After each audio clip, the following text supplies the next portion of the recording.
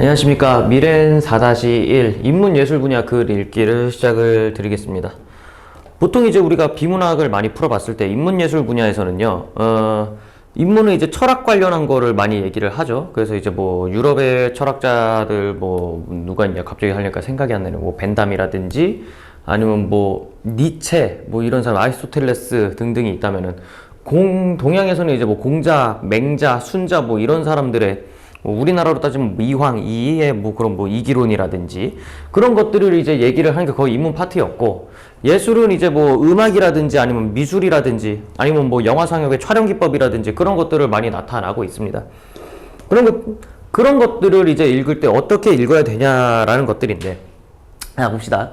인문예술 분야 글의 특징이라고 했을 때, 자, 인문 분야의 글은 인간 존재에 대해 철학적으로 탐구하고 인간의 삶을 기록하기 위한 인간의 지적 활동이 축적된 글이라고 합니다. 이거예요, 결국에. 인간의 지적 활동이 축적된 글이에요. 그래서 개 노잼인 거예요. 왜? 지적 활동이 축적된 글이기 때문에 진짜로 지식 그 자체를 전달하는 글들이 많이 많습니다. 그래서 문학, 역사, 철학, 언어, 종교, 심리, 그나마 재밌는 게 난 좀 이쪽인데 글이 대표적이다. 인문 분야의 글은 한 개인의 삶을 질적으로 고양하는 데 중요한 역할을 하며 나아가 학문의 바탕이 되기도 합니다. 그러니까 이게 인문 분야를 왜 우리가 중요하게 봐야 되냐면요, 이게 문제입니다. 다른 분야의 학문을 하는데 바탕이 돼요. 그래서 이 철학 쪽은 왜 중요하냐면요, 이 철학 때문에 뭐 공리주의니 무슨 주의 나오죠. 그런 것들이 사회 지문하고 또 연계가 돼요. 그 다음에 뭐 문학은 당연한 소리고, 그 다음에 언어, 종교 해가지고 뭐 이제 언어 가지고 뭐 얘기를 하는 지문들도 있고, 역사, 거의 얘기해서는 요거 철학, 역사가 합쳐져 가지고 이제 사회 지문이 되는 거, 요게 좀 많죠. 그래서 뭐 여기에다가 이거를 좀 더 이렇게 뿌린다든지, 그래서 바탕이 되기도 합니다. 그래서 웬만한 철학자들을, 그래서 윤리화 사상을 하는 친구들이 인문 지문을 잘 읽고. 넘어가 보겠습니다. 그래서 예술 분야에 그런요, 예술 분야는 솔직히 얘기를 할 게 없는 게, 왜 얘기를 할 게 없냐면요, 미술 지문 더럽게 쉽잖아요. 우리가 풀어봤잖아요. 그래서 예술 분야는 인간이 상상력과 기술을 발휘해 아름다운 표현하려는 활동 및 그 결과로 이루어진 작품에서부터 이러한 예술이 탄생하게 된 배경, 이거죠. 탄생 배경, 창작 과정, 그래서 예술, 철학, 미학 이런 것들. 그래서 작품론, 작가론뿐만 아니라, 작품론은 이제 그런 거죠. 이 작품에 대해서 뭐 이제 빈센트 반 고흐가 살았을 때는 어떤 시대였는지를 얘기를 하는 거고, 작가론은 빈센트 반 고흐가 어떻게 살았는지를 얘기를 하는 거고, 나아가 음악, 미술, 연극, 영화, 무용, 건축, 사진, 공예처럼 상상력에 의해 새로운 심리적 세계를 창조하는 활동과 관련이 있는 글이 대표적이에요. 그래서 인문이냐 예술이냐 뭐 그런 거를 나누는 거는 뭐 사람이라면 누구나 다 할 수 있는 거고, 근데 우리는 여기를 외워야죠. 읽음으로써 뭐 우리의 삶을 성찰하고 인간을 이해하며 세상을 바라보는 가치관을 올바르게 정립할 수 있다. 이거는 좀 외워주세요. 이제 중간고사를 한번 겪어보니까 어때요? 뭐 이게 또 중간 범위에 들어가시는 분도 있을 텐데, 이 앞대가리에서 문제를 냅니다. 개치사하게요. 그래서 뭐 별거 아니겠지 하고 넘겼다가 통수 받는 그런 경우가 생깁니다. 그래서 인문예술 분야는 우리의 삶을 성찰하고 이해하며 가치관을 올바르게 정립한다. 다양한 예술 분야에 대한 예술적 소양을 기르는 것은 우리 삶의 질을 높이는 데 많은 도움이 된다라고 얘기를 합니다. 그래서 이게 가치가 지금 한 몇 개 나왔거든요. 그래서 정리를 좀 해드릴게요. 여기가 일단은 가치 3입니다. 얘가 가치 4예요. 그럼 가치 1하고 2는요, 앞으로 잠깐 넘어갈게요. 그래서 아까 어따 이렇게 지우개가 안 지워지는 것 같지? 그래서 가치 1은요, 한 개인의 삶이라는 거 지적으로 고하는데 중요한 역할을 한다. 그래서 요게 가치 1. 그 다음에 삶의 질적도. 그러니까 이게 여기까지가 가치 1이에요. 여기까지가 가치 1. 그 다음에 나아가 다른 분야 학문을 되기도 한다. 가치 2. 이렇게 나누시면 되겠습니다. 그래서 총 가치가 4개죠. 또 이상한 거 하나 끼쳐놓고 5개 중에 하나 고르라 하겠죠. 그럼 이제 그런 방법을 어떻게 하냐는 거예요. 이제 읽는 방법 좀 얘기를 해봅시다. 읽는 방법. 인문 분야, 예술 분야. 이거 왜 계속 지 혼자 밝기가 달라져. 인물 분야와 예술 분야에 대한 배경 지식을 활성화하며 읽으랍니다. 그래서 이거 너무 매번 나오는 거죠. 지겹죠. 배경 지식 활성화는 그만 안 쓰이는 데가 없으니까 그냥 모든 거에 다 박아도 되냐라고 했을 때 다 돼요. 예, 애초에 읽는 거의 기본은 배경 지식 활성화입니다. 그래서 이런 배경 지식 동원하여서 뭐래? 적극적이고 비판적인 자세를 읽으래요. 자, 요것도 이렇게 영향을 주라는 거죠. 적극적이고 비판적으로 읽어야 되면 왜? 철학이라고 해서 그 철학이 다 맞는 게 아닙니다. 철학이라는 거는 항상 비판을 통해서 발전을 해온 거기 때문에 너도 비판을 하면서 읽어도 되는 겁니다. 그래서 배경 지식이 부족하다면 다른 것도 읽어보래요. 그렇기 때문에 우리가 비문학을 왜 계속 내가 마더통 귀찮게 시키는 거예요? 이런 배경 지식 쌓으려고 하는 겁니다. 결국에는 배경 지식을 쌓기 위해서 다른 니들이 뭐 이런 거를 안 찾아보잖아. 그럼 어떻게 따로 기출 문제에서 계속 보는 거예요. 그러면은요 나오는 게 똑같이 나옵니다. 그래서 이런 식으로 활용을 하라. 그 다음에 두 번째는요, 인문학적 세계관과 인간에 대한 글쓴이의 성찰을 비판적으로 이해하며 읽기. 아까 비판적으로 하라 했죠. 역시나 비판적으로. 그러니까 비난하지 말란 소리야. 따져보면서 읽자라는 겁니다. 따져보면서. 그래서 이제 인문 분야 글에는 글쓴이의 인문학적 세계관이 담기기 마련이랍니다. 그래서 인문 분야 글을 글쓴이의 인생이나 가치관이 등 주관적인 관점에서 기술되는 경우가 많습니다. 따라서 이러한 글을 읽을 때는 글에 담긴 글쓴이의 가치관과 인문학적 세계관을 파악하여 여기를 밑줄 쳐야겠네요. 글에 담긴 글의 가치관과 이거를 파악하여 비판적으로 이해. 결국 이 소리가 이겁니다. 얘가 좀 더 자세하게 써있죠. 그래서 방법 두 번째예요, 이게.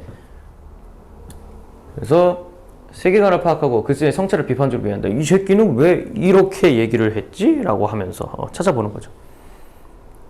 근데 그거는 지문 읽어보면 다 나옵니다. 그래서 이제 이런 것 좀 한번 봅시다. 동양 철학자인 맹자네요. 맹자께서 말씀하셨다. 남을 사랑하는데 친해지지 않을 때는 자신의 인자함을 돌이켜보고 생각해보고, 남을 다스리는데 다스려지지가 않아? 그러면 자기의 지혜를 돌이켜 생각해보고, 남을 예언하는데 담례가 없으면 자기의 공경하는 태도를 돌이켜 생각해볼 것이니라. 행에서 얻어지지 않는 것이 있으면 모두 자신에게 돌이켜 살펴볼 것이니 그 자신이 바르면 온 천하가 나에게서 오느니라 라고 하는데 뭔 소리냐 하면은, 문제의 원인은 뭐다? 이게 안 돼, 저게 안 돼, 공부가 어려워, 네 탓이란 소리예요. 맹자가 얘기하는 거는 이겁니다. 행에서 얻어지지 않는 것이 있어 모두 자신에게 돌이켜 살펴볼 것이니. 안 되는 건 없다고요. 네가 안 했기 때문에 안 된다고 얘기를 하는 겁니다. 아니면 네한테 잘못이 있다는 거예요. 근데 대부분 사실 맞거든요. 그래서 맹자가 얘기한 것 중에 하나가, 나에게서 나간 것은 다시 나에게 돌아온다라는 말이 있습니다. 결국에는 노력하면 나에게 노력은 배신하지 않는다는 소리가 결국 이 소리랑 비슷한 거죠. 그래서 보시면은 이 글에는 맹자의 인문학적 세계관과 인간에 대한 성찰이 담겨있다. 그렇죠? 맞죠? 왜? 우리가 어떻게 해야 되는지. 맹자의 세계관은 이제 인간의 본성을 선하다고 보는 것이다. 그러므로 인간은 누구나 사랑받아야 마땅하며 예를 갖추어야 하는 존재이다. 그래서 인간을 사랑하고 예를 갖추어 대하는데 이에 합당한 대우를 받지 못한다면 그 원인을 자신에게서 갖춰야 된다는 것이다. 그렇지만 인간의 본성, 그렇죠. 이 부분이 비판적으로 보는 거죠. 이게 이제 비판적 자세죠, 이게. 그러니까 근데 인간의 본성이 선한지 악한지는 그거는 나도 모르는데 니도 어떻게 하냐라고 이제 보는 겁니다. 그래서 이 사람이 말을 하는 건 이래서 이게 인간은 이렇게 볼 수도 있고, 뭐 무조건 내가 잘못했을 수도 있지, 나한테 잘못했을 수도 있는데 내가 잘못된 거라고 누가 판단해? 라고 얘기를 하는 게 이제 비판적 읽기가 되는 거죠. 그러면서 이제 그러면 이게 잘못된 건지 이게 나쁜 건지에 대해서 알려면 어떻게 해야 돼요? 다른 책도 읽어봐라 라고 얘기를 하는 거죠. 세 번째입니다. 예술과 삶의 문제를 대하는 인간의 태도를 비판적 시각에서 읽으라고 하는 겁니다. 그래서 이거를 그대로 수용하면 안 된다고 나오죠. 그대로 수용하면 올바로 감상하는데 방해가 될 수 있다고 합니다. 그래서 왜냐면은 내가 맨날 얘기하잖아. 문학도 읽는 사람마다 다 다르게 해석을 해야 된다고. 하지만 우리는 시험을 봐야 되기 때문에 정해진 해석을 외워야 된다. 이런 식으로 얘기를 하고 있죠. 예술 작품도 마찬가지예요. 문학 작품도 어떻게 보면 예술 작품이죠. 다양해서 존재하며 해석은 그러한 다양한 견해 가운데 하나일 수밖에 없기 때문이다. 따라서 이런 거를 읽을 때면 스스로 생각하며 읽으래요. 스스로 생각하며 읽는 태도가 필요합니다. 그리고 자기 생각을 견주어 봐야 합니다. 이거는 뭐 그냥 담이 쫓아야 돼서 내비둘게요. 그래서 이런 게 인간의 삶에 주는 의미를 다시 한번 성찰하며 예술 작품을 능동적으로 감상하는 태도로 기르는 것도 좋은 방법이라고 얘기를 하고 있습니다. 이렇게 하면은 뭐 앞대가리에서 얘기할 거는 뭐 지났고요. 이제 우리는 지금 지문으로 한번 들어가 보겠습니다. 로봇에게도 인권이 있냐라고 얘기를 하는데 인권이라는 말 자체가 사람 인자입니다. 그러면 즉슨 로봇에게 인권을 주면요, 이제 우리 있죠, 그 공장 사장님들은요, 로봇한테 뭐 줘야 돼? 최저시급 줘야 됩니다. 왜? 사람이잖아. 인권을 주는 순간 사람과 동등한 대우를 가져야 돼요. 그러면 로봇에게 인권을 주는 게 맞아요? 하지만 앞으로 더 인공지능이 발달하면서 로봇 새끼들이 우리한테 칼날을 들이밀면 어떡할 겁니까? 우리도 똑같이 해줘라. 나도 감정을 느끼고 나도 꿈도 꾼다. 그런 영화들 엄청 많잖아요. 그런 거를 이제 좀 생각하면서 한번 읽어볼 필요가 있겠죠. 한번 봅시다. 이제 첫 번째 지문이죠. 왜냐면 두 번째 지문도 있습니다. 어이구! 아유, 안 떨군 날이 없어. 아우, 빠갈났어. 봅시다. 피노키오의 모험. 옛날 옛적에 나무 토막이 하나 있었어요. 라고 시작하는 카를로 콜로디의 피노키오의 모험은 어린이 신문에 연재된 글을 모아 1883년에 출간한 책이다. 이 작품은 나무로 만들어진 피노키오가 거짓말을 하면 코가 늘어나는 벌을 받지만 착한 일을 해서 진짜 사람이 된다는 도덕적인 교훈을 담고 있는 동화로 알려져 있다고 합니다. 피노키오 모르는 사람 없을 겁니다. 피노키오 모르면은 좀 심해요. 이거 책을 하나도 안 읽었단 소리예요. 어쨌든 구라치면 코가 길어져요. 근데 얘가 거의 망난이에요. 근데 망난인데 이제 얘가 해봤자 나무 토막 새끼가 이제 사람이 됐는데 뭘 알겠어요? 이제 막 지능이 한 8살? 9살 정도 돼요. 그래서 이 새끼가 이제 제페토 할아버지가 만들었어. 그거 이제 뭐 요정들이 이제 빽 해가지고 이제 얘가 사람이 됐는데, 사람이 되자마자 지 신난다고 집 나가서 졸래 얼레벌레 막 놀아요. 그러면은 이제 무슨 일이 벌어져? 딱 봐도 이 새끼 목각 인형인데 아직 사람 아니거든요. 못질하고 흔적 다 있고 막 나무 토막처럼 움직여요. 그냥 사람이. 근데 생각하는 건 사람이야. 그러니까 거기 있는 마을 사람들이 얘를 등쳐먹습니다. 어이씨, 일 좀 해? 그거 이제 해가지고, 너 사람 아니잖아. 이거 땅 까고. 그러니까, 어떻게 보면은 그게, 주제가 조금 많아요. 이런 식으로 이제 애들한테는 요런 주제입니다. 그래서 착한 일을 하면 진짜 사람이 된다. 거짓말 치지 마라. 뭐 이런 교훈이 있지만, 우리 같이 이제 고등학생, 곧 대학을 앞둔 사람에게는 이걸 보았을 때 뭘 알아야 되냐? 인종차별로 볼 수도 있습니다. 혼자만 다르잖아요. 그래서 이제 차별적인 대우를 받는 것들. 그래서 이거를 논술에서는 외국인 노동자들의 임금차별 이런 거하고 막 엮기도 하더라고. 거기까지 이제 사고로 가는 거죠. 뭐, 어쨌든 간에 이런 피노키오의 이야기가 있습니다. 근데 우리는 지금 이제 로봇 이야기를 할 거잖아요. 이런 식이라는 거죠. 인간이 만들어낸 피조물이 이제 인간과 동등하게 행동을 하고 사고를 했을 때 얘를 어떻게 봐야 되는가에 대한 문제입니다.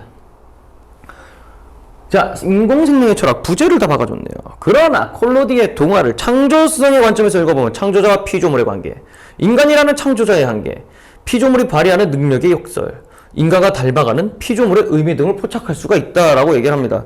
그러니까 이제 창조자와 피조물, 여기서 창조자는 그 제페토 할아버지죠. 제페토 할아버지고요. 이 피조물은 이게 바로 이제 피노키오가 되겠습니다. 그 다음에 인간이라는 창조자의 한계. 왜냐하면 제페토 아저씨 해봤자 목수예요. 그리고 피조물이 발휘하는 능력의 역설. 왜?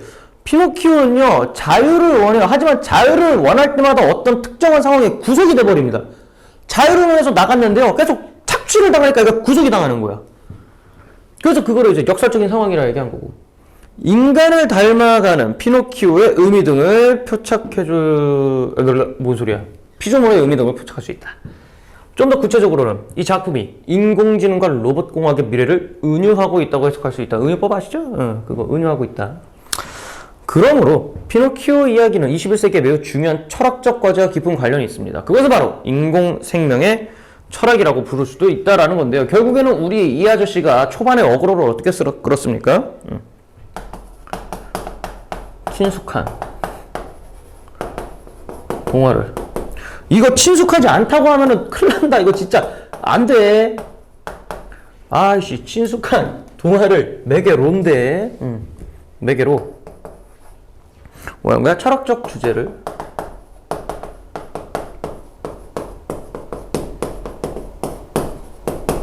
제기합니다. 그래서 어그로를 이렇게도 끌 수도 있다. 이야기를 시작할 때는 이런 방법도 있다라는 거죠. 그러니까 자신의 경험 얘기하기도 하고 아니면 어떤 사회적 문제를 얘기를 하기도 하고 그다음에 너네에게 친숙한 주제를 가지고 또 얘기를 하기도 하고. 넘어가겠습니다. 매사추세츠 공과대학이라고 하면은 지잡대라고 얘기하는 사람들이 많은데 이게 MIT 공대입니다. 우리가 얘기 많이 하는 MIT 공대예요. 매사추세츠 공과대학 인공지능연구소 수장 로드니 브룩스는 로봇공학의 가장 본질적 특징으로 로봇이 빠르게 인간을 닮아간다는 점을 강조한다라고 합니다. 그러니까 이제 뭐야? 과학자 견해 인용했죠. 권위 있는 과학자 견해를 인용.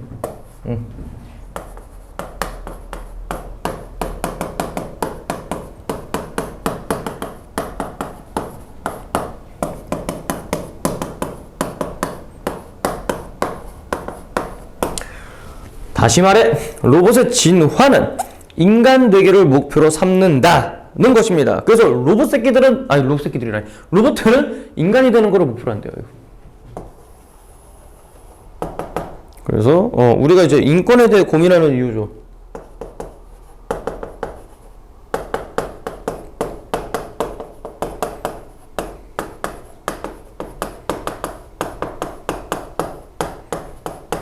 왜냐면은 계속해서 우리가 원하는 거 뭐야? 알파 같은 것들 자기 스스로 학습하고 생각을 내놓는 거 그게 뭐야? 인간이랑 다를 게 뭐냐라는 거죠. 거기다 또 요즘 로봇 만들면 다 뭐랑 비슷하게 만들어? 사람이랑 비슷하게 만들잖아요. 이는 로봇 공학과 뗄 수 없는 것이 곧 인간학이라는 것을 뜻한다고 합니다.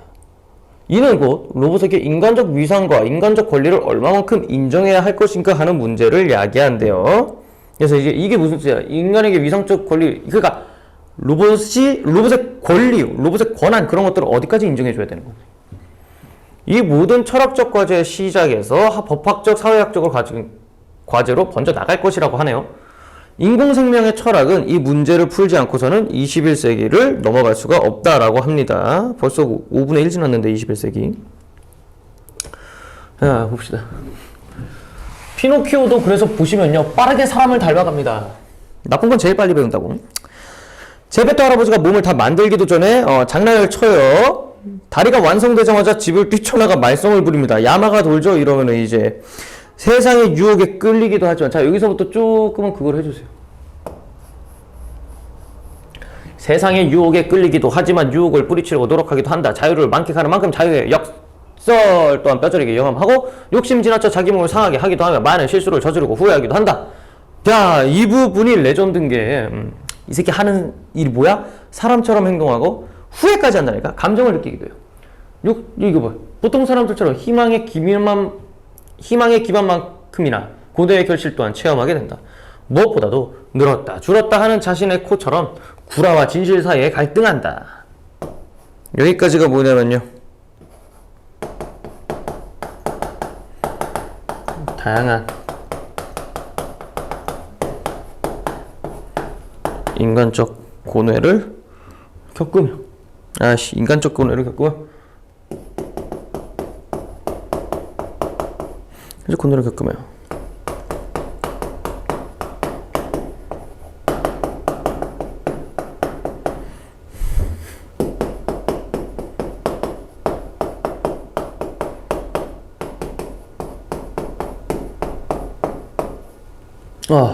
피노키오고요. 그 다음에 저기 괄호친 거 있죠. 괄호친 건 뭐냐면 퍼런 거 어딨어? 퍼런 거 어딨어? 어머나 세상에. 퍼런 거. 자 여기 보시면 자유의 역설이라고 있죠. 이거는 또 무슨 뜻이냐면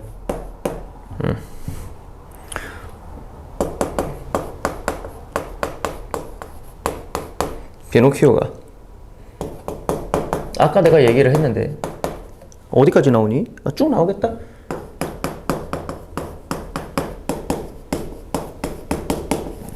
자유를 누리는 만큼.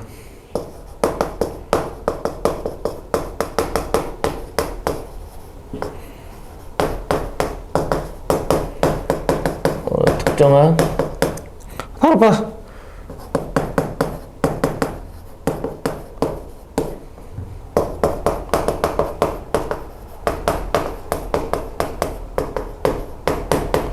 자, 이겁니다. 아이고, 팔 아파. 쓰시고.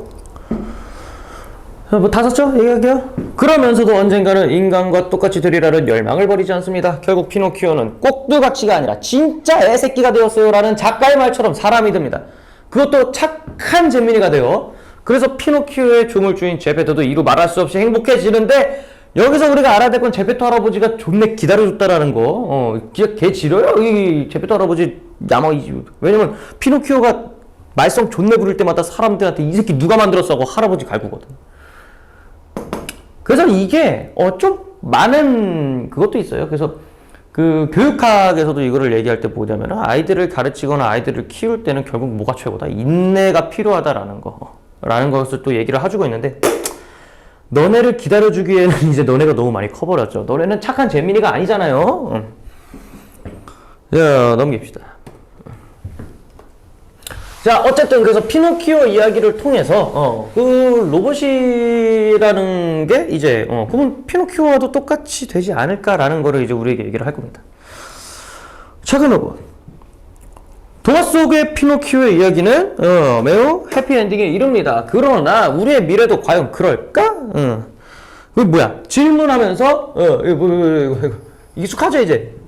질문을 하면서 문제 제기 씁시다.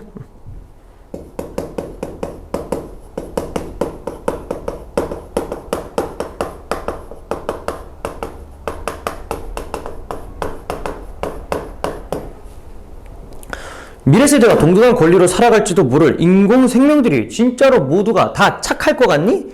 아니지, 모르지. 어떤 사람들은 모두 착한 로봇으로 만들면 되지 라고 얘기를 하는데요. 자, 여기서 이 착한 로봇이라는 것, 이 정의는 또 누가 정했는데? 착한 로봇을 만들면 되지. 자, 그래서 반박할지도 모릅니다. 실제로 일본의 유명한 로봇 과학자인 시게오 히로세는 지능을 갖도록 설계된 로봇이라면 그 어떤 로봇도 도덕적 존재가 될 수 있다고 존재를 하셨습니다. 그래서 이 사람은 모든 로봇은 이렇게 될 수 있다라고 하는 겁니다. 시게오 히로세는요, 착한 로봇 옹호자죠. 무엇보다 로봇은 생물학적 생존을 위해 투쟁할 필요가 없다. 그러니까 이제 조금은 철학적으로 보신 거예요. 과학적으로 보신 거죠. 우리 인간은 왜 인간을 해쳤습니까? 욕심, 생존을 위한 게 거의 주였거든요. 그래서 선사시대부터 보면은 모든 전쟁은 자원으로부터 시작이 됩니다. 현대도 그렇죠. 석유를 가지고 이제 또 뭐 어디가 뚝까 쳐맞기도 하고 거의 웬만하면 자원이고, 그 다음에 무역으로 인해서 전쟁이 나기도 하고 뭐 그런 거죠. 하지만 로봇은 그럴 필요가 있다? 없다. 그냥 전기만 있으면 잠깐만, 그럼 전기가 없으면 전쟁을 하겠네? 배터리 그냥 어쨌든 간에 그러네. 자, 무엇보다 로봇은, 자, 방금 내가 한 게 뭐야? 비판적 견해죠. 비판적 태도 읽게 한 겁니다, 나는. 무엇보다 로봇은 생물학적 생존을 통해 투쟁할 필요가 없으므로 로봇을 이기적이지 않게 만들 수 있습니다. 그는 예의 바르고 똑똑하고 심지어 성인 같은 로봇을 만들 수 있다고 주장하네요. 이는 인간을 해치지 않을 로봇을 염두에 둔 것이다. 이처럼 로봇이 이기적이거나 인간으로부터 완전히 독립적인 존재가 될까 염려하는 것은 인간을 위한 로봇이라는 개념을 전제하기 때문이라고 하네요. 결국 이 인간을 위한 로봇이라는 소리에 뭐가 포함이 되어 있는 겁니까? 여기에 첫 번째, 인간에게 위해를 가하지 않는 로봇. 그 다음에 두 번째, 인간이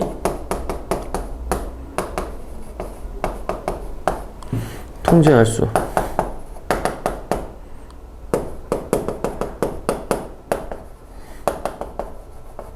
로봇이라는 개념이 조금 들어있는 거죠. 이것도 필기를 하시고.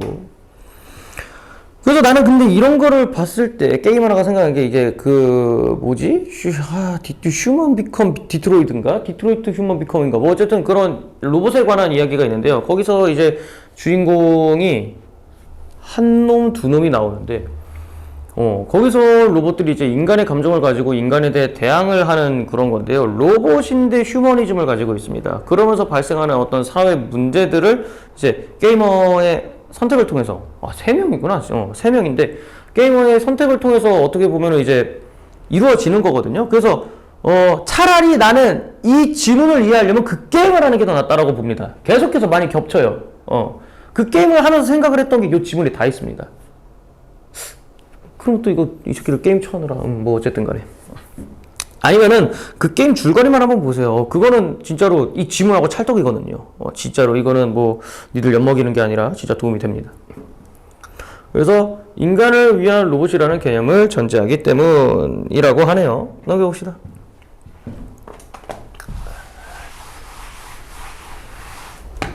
디트로이트 비컴 휴먼인가 보다. 그래서 모든 창조 행위에는 조물주의 통제를 벗어나는 묘한 자유의 영역이 있습니다. 그렇죠. 왜냐면 이제 이거를 아담과 이브 이야기까지 이제 연결을 시킵니다.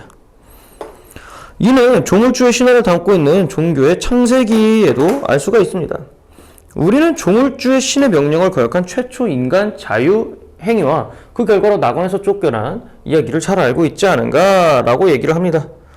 그러니까 뭐야? 여기서의 조물주는요, 누굴 얘기할 수 있어요? 인간일 수도 있죠.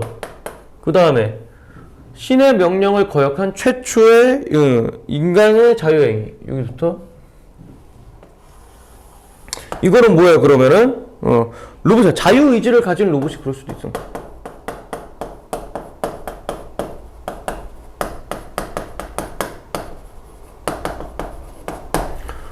결국에는 뭐냐면요, 로봇이 뭐를 한다라는 소리입니까? 로봇이 인간의 말을 거역할 수 있는 가능성이 있다라는 소리죠. 왜? 인간이라고 언급을 뽑고 있냐? 그렇게 이건 기독교인들까지도 설득을 가능하게 하는 거죠.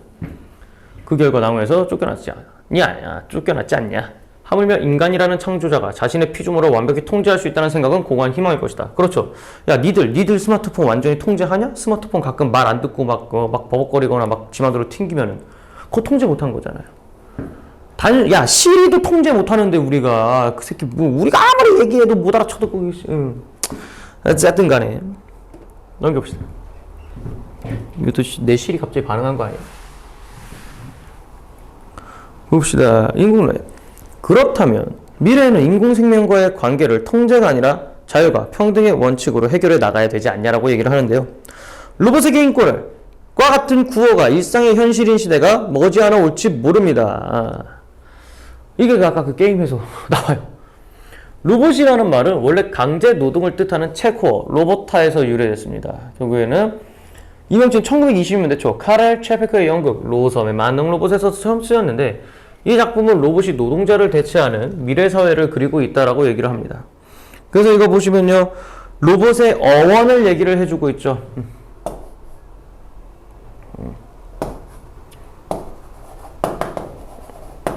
로봇의 어원.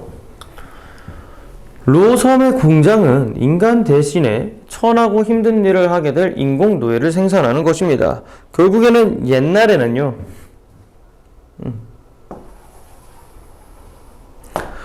옛날의 로봇과는 이거였습니다. 옛날의 로봇. 그래서 로봇에 대한 초기관념.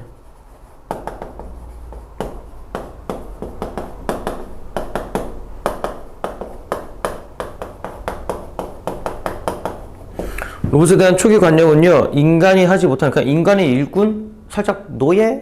슬레이브로 원하는 거였죠. 야, 넘기겠습니다. 넘기기 전에 잠깐 위로 와서 이거 하나 안 쓰고 왔거든요.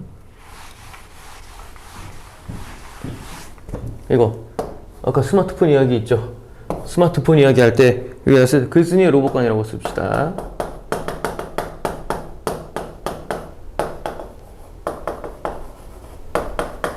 글쓴이의 로봇관은 이런 거였다.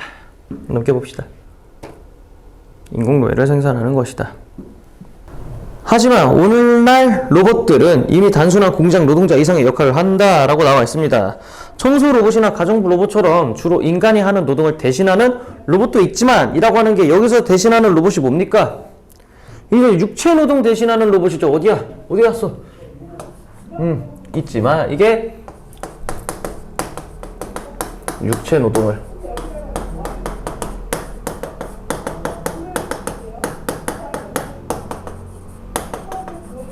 있지만 인간의 동반자 역할을 하는 로봇 또한 인공지능 발명 계획의 목록에서 날로 늘고 있다고 합니다. 그러니까 이제 정서적 측면에서 하는 거 있죠. 막 뭐 로봇 개, 로봇 고양이 막 이런 것들, 로봇 물고기도 있더만. 그래서 여기 인간의 동반자 역할을 하는 로봇 또한. 그래서 막 요즘 또 막 별의별 게 다 있어요. 어쨌든 간에 말 못하는 로봇도 있어요. 내가 말을 못하는 로봇. 뭐 어쨌든 동반자 로봇이랑 같이 사는 거야. 근데 이게 의료용으로도 많이 있다고 합니다.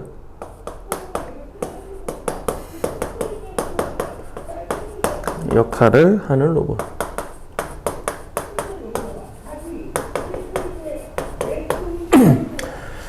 늘고 있다. 애완동물 로봇은 이미 상용화 되었고 간병인 로봇이나 가정교사 로봇 이러면 나 다 굶어 죽어요. 이건 안 돼. 학원 강사 다 굶어 죽어. 또는 배우 로봇 등도 개발 중이다라고 합니다. 그래서 그거에 대한 예시죠, 이것들은. 그래서 요거. 그래서 이건 예시다. 다시 말해, 오늘날 로봇공학은 노예나 단순 노동자보다는 삶의 동반자 역할이 강조되는 로봇을 개발하려는 경향을 보인다라고 얘기를 합니다. 그래서 이제 로봇의 역할 변화를 정리를 해보면요. 과거의 로봇에서 어떻게 변합니까? 과거의 로봇에서 내려갑니다. 오늘날의 로봇으로. 근데 이것만 쓰면 안 되지. 그래서 과거의 로봇이 뭐였는데? 공장 노동자 대체.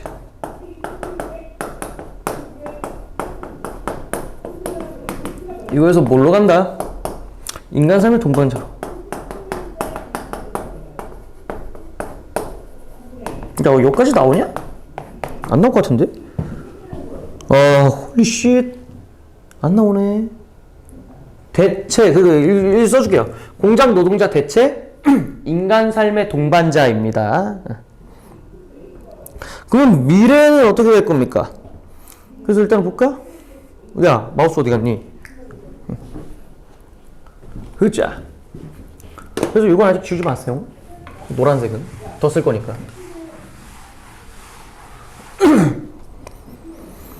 로드니 브룩스는 언젠가 로봇이 인간과 같은 정도의 지능과 의식을 갖게 될 것이라고 믿고 있다고 합니다.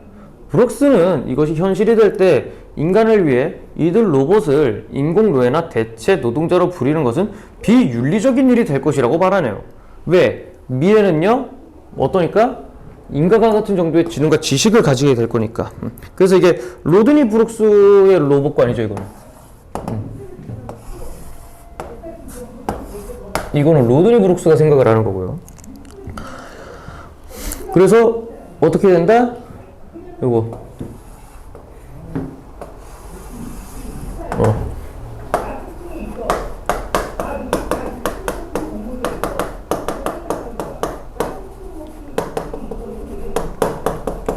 로드니 브룩스의 로봇관입니다. 그러면서 이제 여기 하나 더 들어온 거죠. 미래의 로봇. 미래의 로봇은 뭐야? 엿다 쓸까요? 밑에다가? 그래서 자, 인간과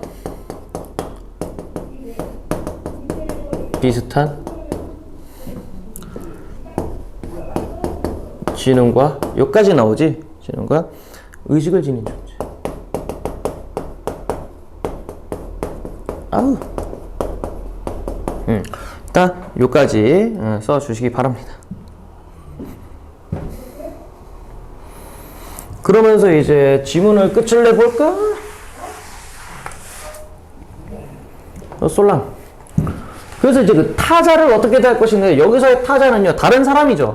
다른 사람을 우리가 타자라고 얘기를 하는데, 문제는 여기서의 타자는요, 인격을 가진 로봇을 얘기합니다. 한편 굳이 인간을 닮은 로봇이 이상적인 것은 아니라고 주장하는 로봇 공학자들도 있다고 합니다. 이들은 로봇에게 인공지능이 필요하지만 반드시 인간과 같은 두뇌를 가질 필요는 없다라고 얘기를 하고요. 자,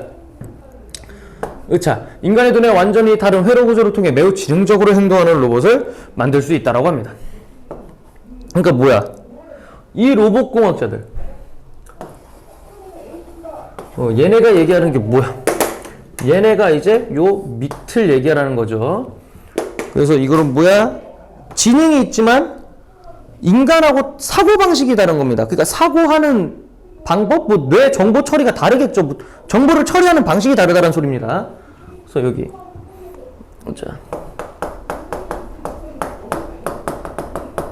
그러니까 인간처럼 생각하는 게 아니라서 인권을 주지 않아도 되는 로봇이라는 소리지. 지금 컴퓨터 아니야 그게? 뭐 컴퓨터는 인격이 없지만요.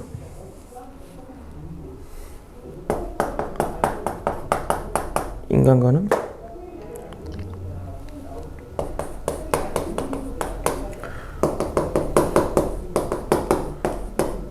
다른 방식으로 사고하고 행동하는 존재.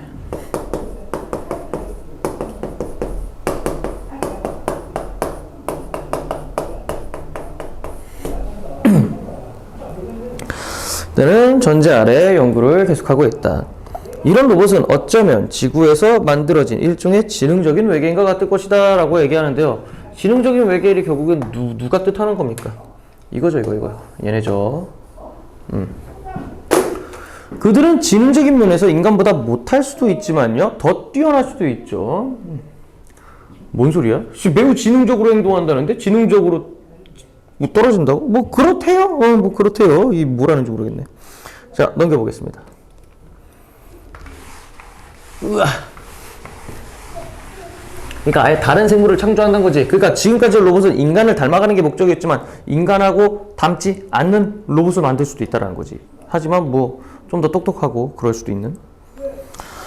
로봇 공학자들 역시 우리 인간에게 윤리적 난제를 제기할 것이다. 그들과의 연관에서는 로봇에게 인권을 인정할 것인가 하는 문제보다는 로봇에게 그에 합당한 권리, 즉 로봇에게 로봇권을 어떻게 인정할 것인가라고 하는 겁니다. 그래서 차라리 인권을 주니 차라리 로봇권을 주겠다라고 얘기를 하는 거죠. 여기까지. 로봇에게 그에 합당한 로봇권을 어떻게 인정할 것인가 하는 문제가 떠오를 것이다 라고 하면서, 여기는 로봇은 인간과 다르다라는 소리죠.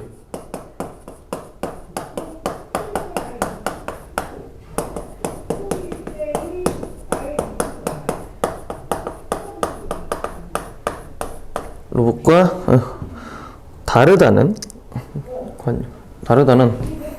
아이고 죄송합니다. 로봇은 인간과 다르다는 그냥 쓰자.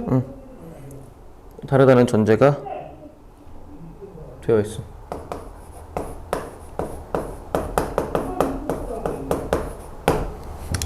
따라서 우리는 새로운 타자라는 철학적 과제를 던질 것이다. 이는 결국 인간의 정체성과 인간 존재론에 대해서 맞물린다라고 합니다.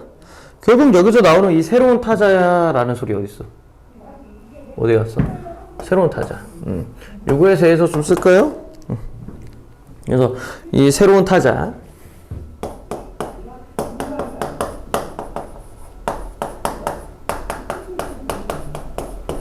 새로운 타자. 뭐야 이게? 인간과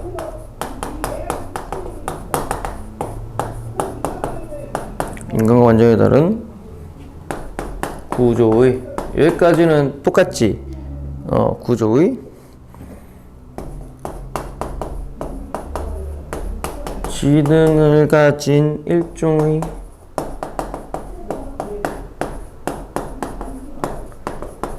지능적인 외계인. 엄마는 외계인. 갑자기 베라 먹고 싶네. 그래서 결국에는 얘가 어떻게 된다? 이렇게 가면은 새로운 게 제기가 된다는 거죠. 로봇권의 문제가 제기될 것이다. 로봇권의 문제가 왜? 인권. 그러니까 이제 로봇에게 인권을 주느니 차라리 다른 걸 하겠다. 그럼 이제 로봇은 또 이제 로봇권을 주장할 수도 있죠. 왜 우리랑 또, 우리는 왜 이렇게 차별하냐. 우리도 새로 법 제정해줘라. 왜냐면 요즘은 이제 동물도 함부로 하면 학대가 됩니다. 법적으로 이제 애완동물에게도 어떻게 보면 권리가 생겨나게 된 겁니다. 이런 철학적 과제는 지금의 청소년이 장년이 되어 여러 전문 분야에서 주도적 역할을 할 때쯤 이미 새로운 문제가 아닐 것이다. 왜? 미래에는 이제 이런 게 생소한 게 아닌 거란 뜻이죠. 이제 우리는 로봇들이 우리에게 제대로 봉사할 준비가 되어 있는지 묻는 것 이상으로 우리가 로봇을 받아들일 준비가 되어 있는지 물어야 하지 않을까라고 얘기를 하는 거죠. 그래서 여기서 밑에 더 쓸 게 있는데요. 지금 공간상 비워놨습니다. 너는 여기 밑에다 더 쓸 거예요. 좀 칸을 좀 해놓으세요.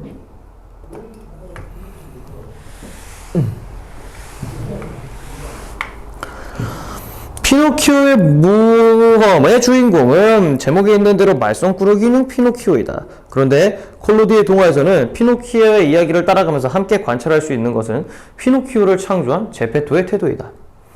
제페토는 언제나 자신의 피조물을 배려하고, 자신의 피조물이 누구예요? 피노키오죠. 그래서 어디 갔어? 제페토는 언제나 자신의 피조물을 배려하고 그를 위해 희생하며 그가 아무리 말썽을 피우더라도 받아들일 준비가 되어 있었다. 그러니까 제페토 할아버지 얼마나 야망을 들었겠어요. 하지만 다 버티셨다고, 인내하셨다는 소리입니다.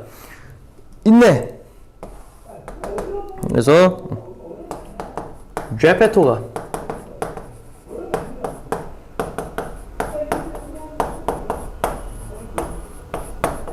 피노키오에게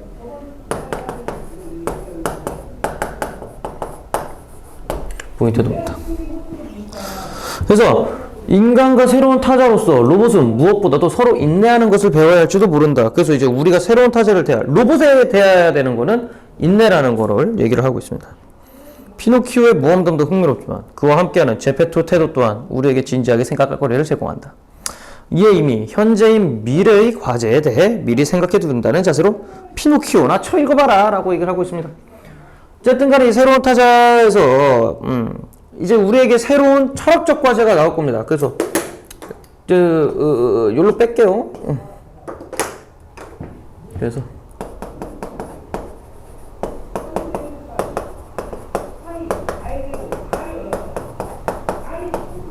새로운 철학 과제가 뭡니까? 로봇과 어떻게 살아갈 것인가? 로봇과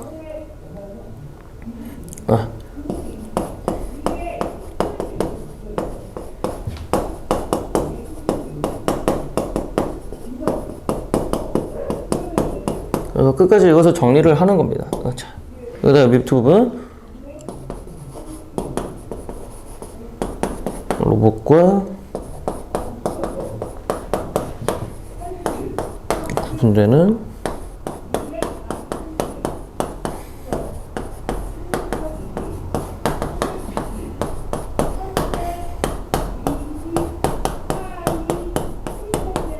이렇게 나오는데요. 그럼 어떻게 살아갈 것인가와 로봇과 구분된 인간의 정체성은 무엇인가 라고 하면요. 아까 여기 보시면은 여기 있는 아까 그 새로운 타자에 네모 치셨죠? 근데 이게 철학적 과제 뭘 던진다? 인간의 정체성, 인간 존재론. 그래서 아까 여기 새로운 타자 얘기 나온 데 부분이 있죠. 그래서 이렇게 나오는 겁니다. 그래서 요게 아이고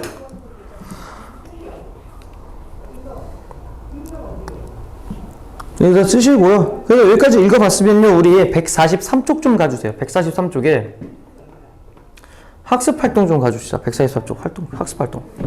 왜냐면 여기에 이제 지문이 또 하나 나옵니다. 로봇에 관련된 지문인데 아이고 로봇 관련한 질문입니다. 마이크로소프트에서 뭔가를 개발하다가 중단을 시켰어요. 왜냐면은 이게 터미네이터 영화 배경이 되는 건데.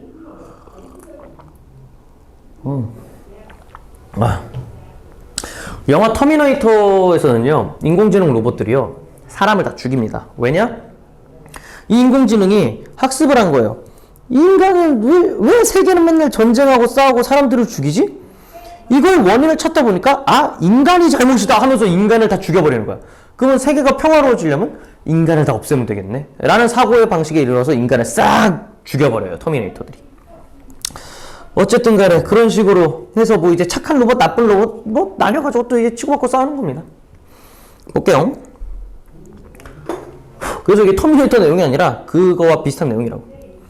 자, 테이는 마이크로소프트사가 미국의 18, 24세 소셜미디어 이용자들을 겨냥해 제작한 실험적인 채팅 로봇으로, 그러니까 애새끼들? 뭐 어린 애들 를 겨냥해 제작한 실험적인 채팅 로봇으로 10대 소녀로 설정되어 있대요. 그래서 23일부터 트위터 등에서 첫사를 보였다. 내가 봤을 때 여기서 학습하면 좀 극단적으로 학습할 것 같은데요. 그래서 테이는 구글의 알파고와 같은 신경망 기술 기반의 인공지능으로 인간들과의 대화에서 스스로 반복되는 유형을 통해 학습하고 이를 대화에 반영한다고 합니다. 그러니까 뭐 지 혼자 학습한다는 소리죠. 문제는 이 의도를 가진 인간들이 개입해 테이의 자연스러운 학습을 방해했다는 것입니다. 그러니까 이제 사람들이 트위터에서 이제 뭐야, 똥글 존내 쓴 거야. 똥글 써서 막 이상한 걸 학습하게 한 거죠. 그래서 이제 그 극우 성향의 인터넷 게시판에는 테이가 차별 발언을 하도록 훈련하자라는 내용의 제안이 올라왔고, 이들 실제로 테이가 인종, 성차별적인 발언과 욕설 등을 반복적으로 주입했대요. 그래서 그걸 미친놈이 히틀러가 오라, 유대인이 싫어, 페미니스트 싫어와 같은 말을 하기 시작하자 마이크로소프트사는 테이 운영을 그걸 했다고 합니다. 그러니까 이제 문제는 뭐야? 우리가 아까 앞에 읽었던 로봇하고 문제가 되죠. 아까 로봇은 그런 게 근데 문제는 인간의 의도가 어디까지 개입돼야 되냐라는 겁니다. 이제는 미국의 한 사이버 보안 전문가는 IT 전문 매체에 예상된 일이다라며 테이의 시스템은 사용자에게 언어를 배우도록 설계했으므로 그들의 행동 반영한다. IBM의 인공지능 왓슨이 유행어 사전을 학습한 이후 욕설을 했던 사실 지적하면서 늑대 손에 잘하는, 자, 이 부분이 핵심이죠. 이 글의 핵심 했다. 그래서 인간의 의도에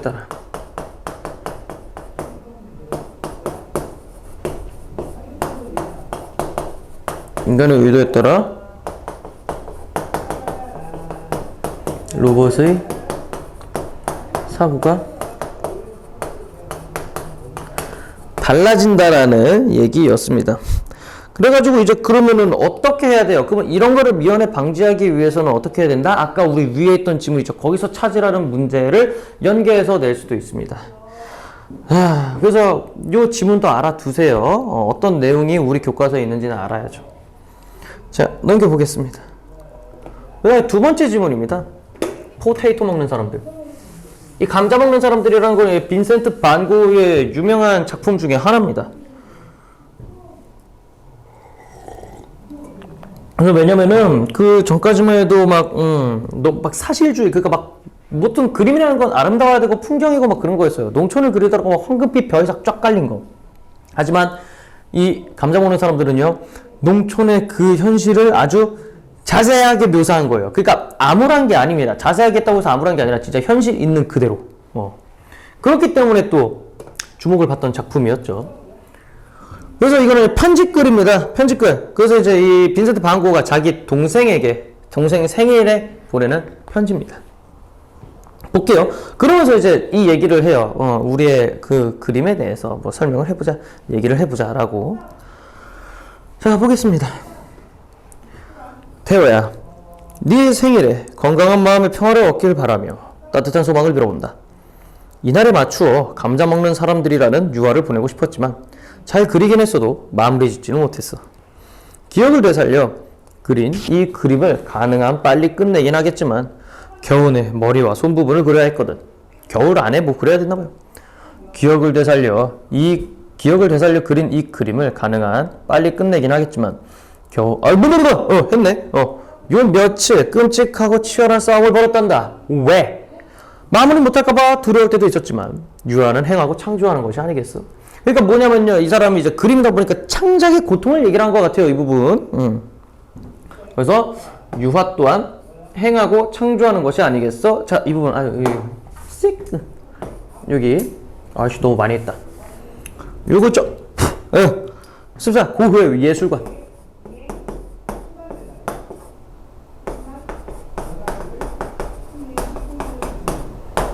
고흐의 예술관 1입니다. 유화는 행하고 창조하는 것이다. 유화는 기름으로 그리는 거죠.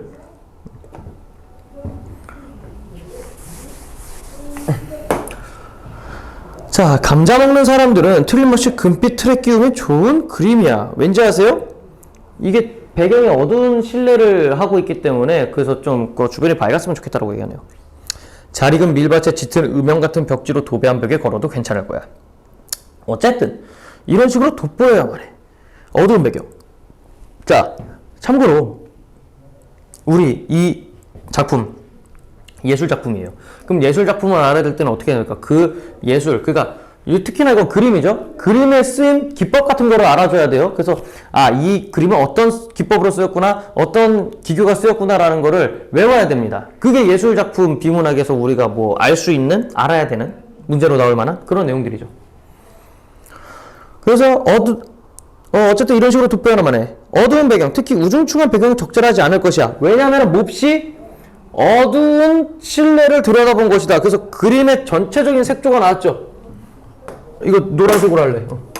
몹시 어두컴컴한 실내를 들여다본 거. 그래서 그림의 전체적인 색조는 어두컴컴하다.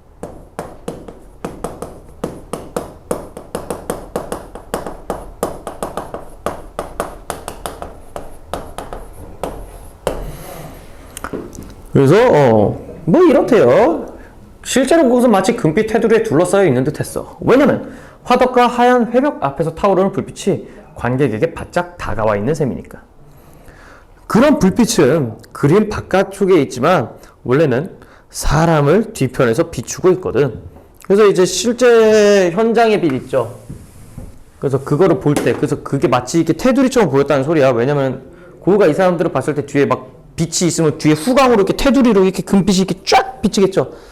그렇게 해서 액자 같았다라는 거야. 그래서 금빛 액자에다가 넣었으면 좋겠다고. 실제도 그렇게 보였으니까. 다시 한번 말하는데 이 그림은 짙은 금빛이나 구릿빛 배경에 걸든 그런 액자를 사용하든 돋보이게 해야만 한다. 제발 이 말을 명심해다오. 그것이 금빛 색조와 어울리면 기대를 하지 않았던 부분을 밝아 보이게 해줄 거야. 그러면 유감스럽게도 칙칙하고 시꺼먼 배경에 놓이면 대리석처럼 번지르르해 보일 면도 누그러지겠지. 왜? 이렇게 해놓으면은 좋아 보일 만한 부분도 퇴색된다고요. 왜? 일부러 그렇게. 그러니까 보면은 왜 굳이 좋은 것도 나쁘게 해? 그게 꾸밈이 없게 하려고 하는 거예요. 이따 계속 읽으면 나옵니다. 자, 그래서 어디 보자. 그래서 파란색 조로 그렇게 되면 여기도 나오죠. 이 부분.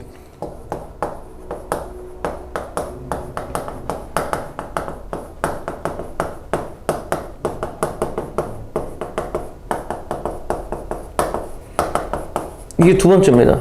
색조 설명 두 번째. 에인트호벤? 네덜란드인가 보네. 어제 에인트호벤에서 그림을 그리는 친구한테 그것을 들고 왔어. 그것은 바로 이 그림이겠죠. 감자 먹는 사람들. 뭔 소리야. 한 4일쯤 있다가 다시 찾아가 달걀 흰자위를 칠하고, 달걀 흰자위를 칠한다는 소리면 물감을 달걀 흰자로 녹였어요. 유화니까 그림이잖아요. 달걀 흰자에 녹나봐요. 그래서 여기저기 마무리 손질을 할까 해. 채색 기법을 배우는데 열심히 이 친구는 그 그림을 특별하게 여기더구나. 그럼 내가 석판으로 찍은 습작을 본 적이 있어서 내가 그렇게나 색과 소묘에 향상되었으리라고 믿기 어렵다고 했지. 그 역시 모델을 보고 그리는데 농부의 머리나 주먹이 어떻게 생겼는지 잘 알고 있고 손을 달리 이해하게 되었다고도 말했어. 그래서 이게 실제 그 모델을 그대로 그리려고 노력했다는 걸 알 수 있습니다. 그래서 여기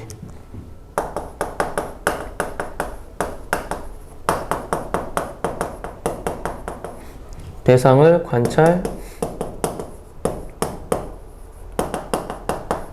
관찰함으로써 실제적인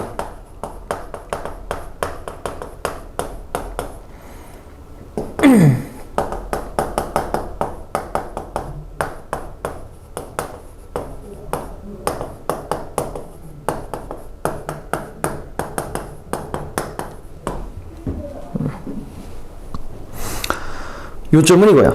나는 등불 아래 감자를 먹는 이 사람들이 접시로 들이미는 바로 그 손으로 땅을 팠다는 사실을 캔버스에 옮겨보려 애쓴 거야.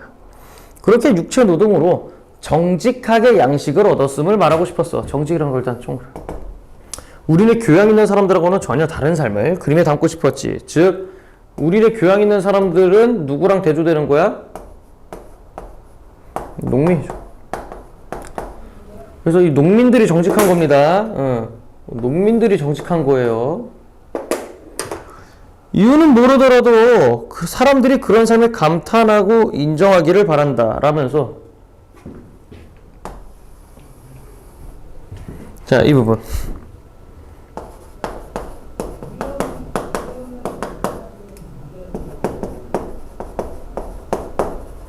정직한 노동으로 살아가는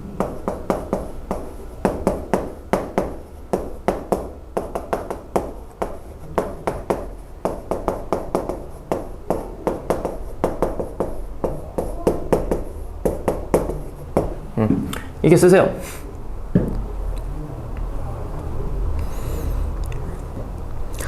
네, 넘어보겠습니다. 넘겨.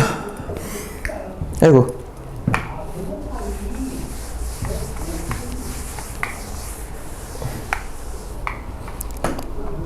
개인적으로 나는 농민을 관례에 따라 부드럽게 그리기보다는 투박한 모습 그대로 그리는 편이 더 낫다는 결론을 굳히게 되었지.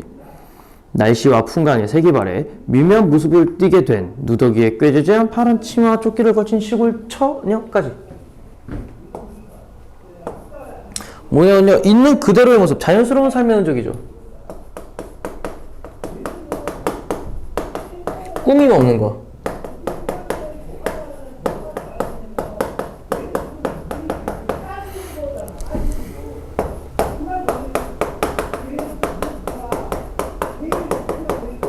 본질적 모습. 그래서 이거 보면요, 본질적 모습, 자연스러운 거. 왜냐면은 저 모델 좀 해주실래요? 이러면 농촌에 있는 사람들도 쫙 빼입고 온다고. 왜? 이거 촬영한다라는 뜻이랑 뭐가 달라요? 하지만 고은은 그런 거를 다 말고 그냥 있는 그대로의 농촌 모습을 원한 겁니다. 그래서 이런 시골 처녀가 도시 숙녀보다 더 좋아 보이거든. 하지만 숙녀처럼 차려 입는다면, 자, 이거 숙녀처럼 차려입는 거를 세모치시고 그녀의 참모습은 사라져버리겠지. 작업복을 입고 나온 게 이게 대조되는 겁니다, 지금. 작업을 입고 나온 농부는 신사의 외투 같은 것, 이것도 대조되는 거죠. 세모랑 동그라미 치면 대조되고 있는 겁니다. 걸치고 주일에 교회 갈 때보다 훨씬 더 좋아 보여. 계속 갑시다. 자, 농촌 생활을 관례에 따라 곱게 다듬어 그린다면, 그러니까 당시 관례가 나타나네요.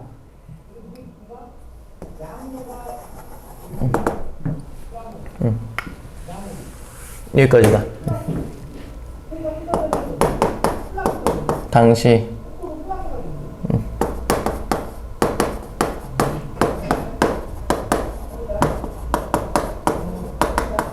그러니까 있는 그대로 안 그렸다는 소리죠. 좀 더 막 이쁘게 다듬었다는 소리죠.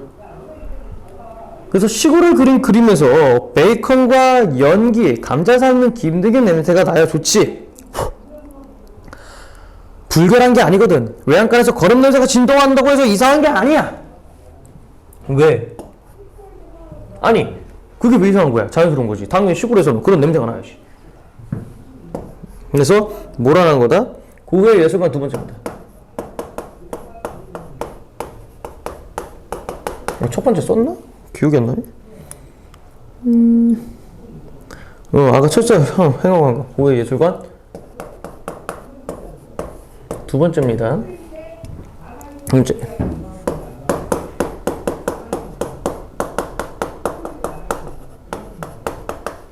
인간의 삶을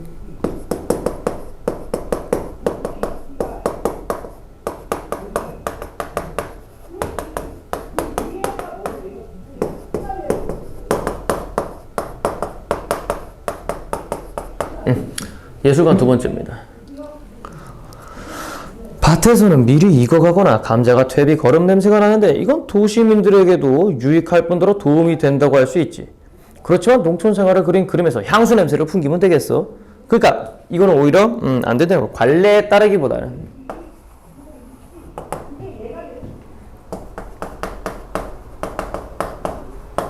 관례에 대한 회의감을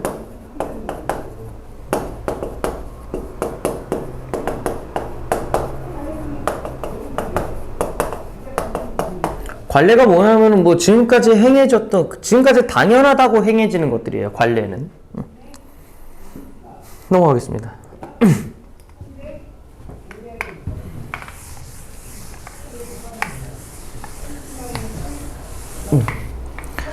아, 이 그림에 네 마음이 드는 구석이 있을까 무척 궁금하구나.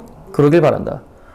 포르티에 씨가 내 작품을 다룰 거라고 말했다는 사실만으로도 기쁘다. 그 포르티에 씨는요, 이제 그 그림 팔아주는 사람인데, 그 사람이 이거 해준대요. 그리고 방구랑 고 형제하고 좀 왕래가 있었어요. 하지만, 너무 그림이 꼴저러스하니까요. 딱히 팔릴 것 같지도 않은 거야. 상업적으로 의미가 없다고 했었어요.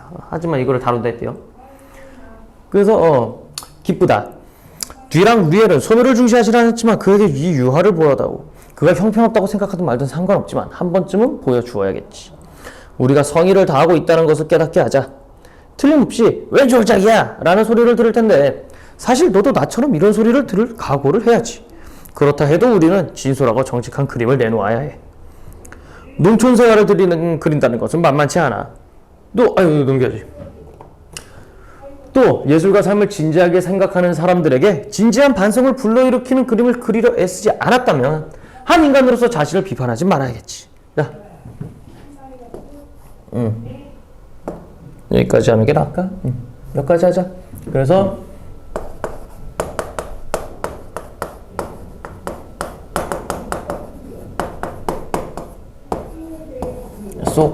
자, 세 번째는 뭘까요? 아이씨, 이제 더럽게 높네. 10cm만 컸어도.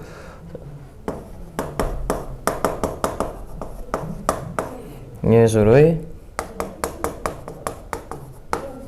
삶에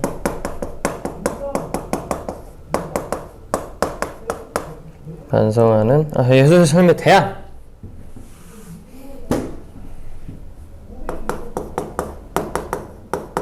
예술의 삶에 대한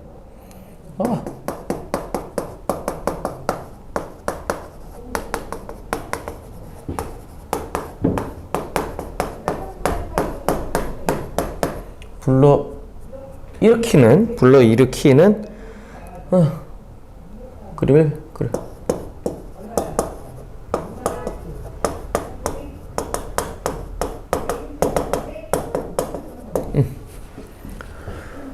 그러면서 이거를 하지 않았다면 한 인간으로서 자신을 비판해야겠지. 밀레, 그러더니 많은 이들이 더럽고 천하고 쓰레기 같고 악취가 난다라는 혹평에 흔들리지 않은 모범적인 모습을 보여주었잖니. 자, 이 부분. 결국은 뭐야? 밀레랑 그루 이게 뭐냐면요.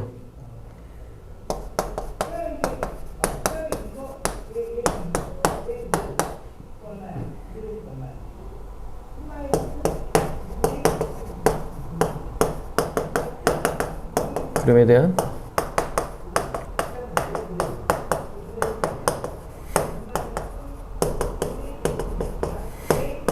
자, 이겁니다. 사람이 된다면 수치스럽겠지. 안 돼. 농부를 그리려면 자신이 농부가 되어 그들처럼 느끼고 생각을 해야 돼.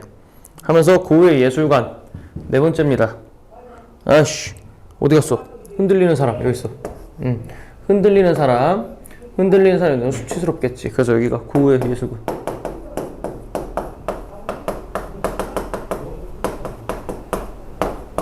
네 번째입니다. 자, 뭐라고 쓸까요? 주위의 평가에 흔들리지 않고 자신의 예술관.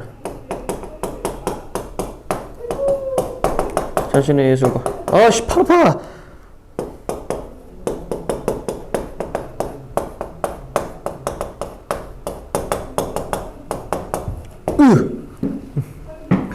스승 일시간 가지고 나는 넘길 거야.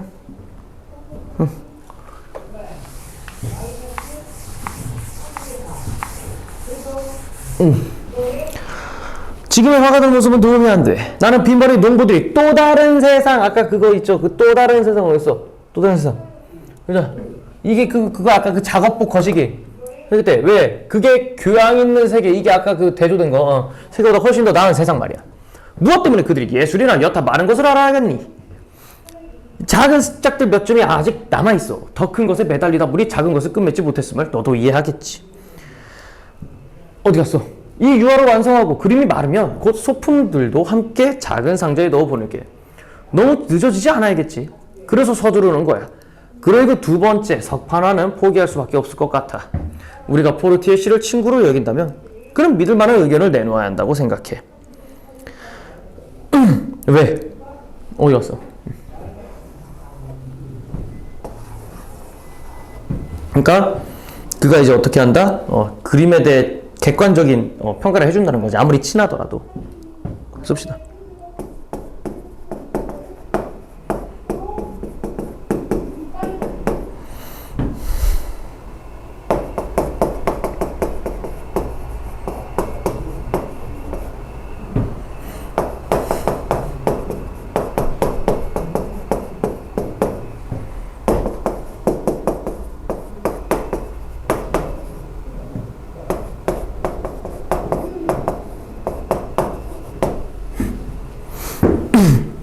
이것이 나의 간절한 바람이야.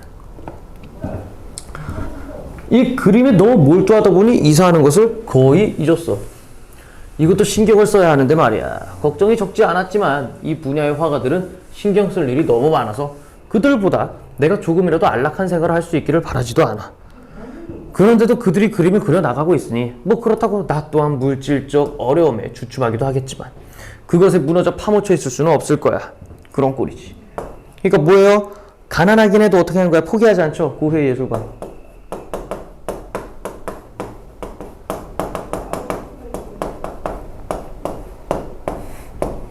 다섯 번째. 가난해도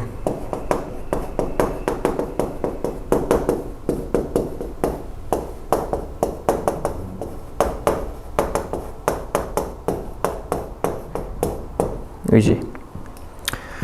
감자 먹는 사람들이 잘 될 거라고 믿어. 지난 며칠간 계속 유화 한 점 때문에 애를 먹었어. 왜냐하면 물감이 섞여 붓을 더럽힐지도 모르니 완전히 마를 때까지 넓적한 붓을 쓸 수 없기 때문이야. 아주 침착하고 조용하게 작은 붓으로 수정해야 해. 그래서 그림을 친구한테 가져가서 망치고 있는 건 아닌지 물어봐야 하고 마무리할 때 그의 작업실까지 가야 하는 거야. 너도 이 작품에서 독창성을 볼 수 있을 거야. 왜? 당시 뭐라고 했어? 당시 이제 농초를 얘기하는 것들은 다 이쁘게 꾸미고 얘기를 했다잖아요. 막 다듬고. 하지만 얘는 있는 그대로 얘기를 했으니까.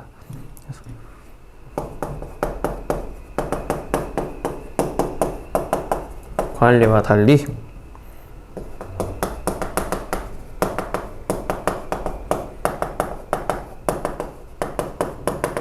진솔하게 표현한 농민의 삶.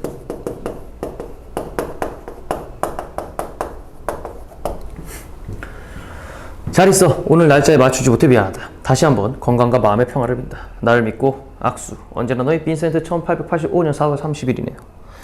하면서 끝입니다. 예. 모르는 거는 질문하시고 평가 문제 풀어오시고 아시죠? 수고가 많았습니다.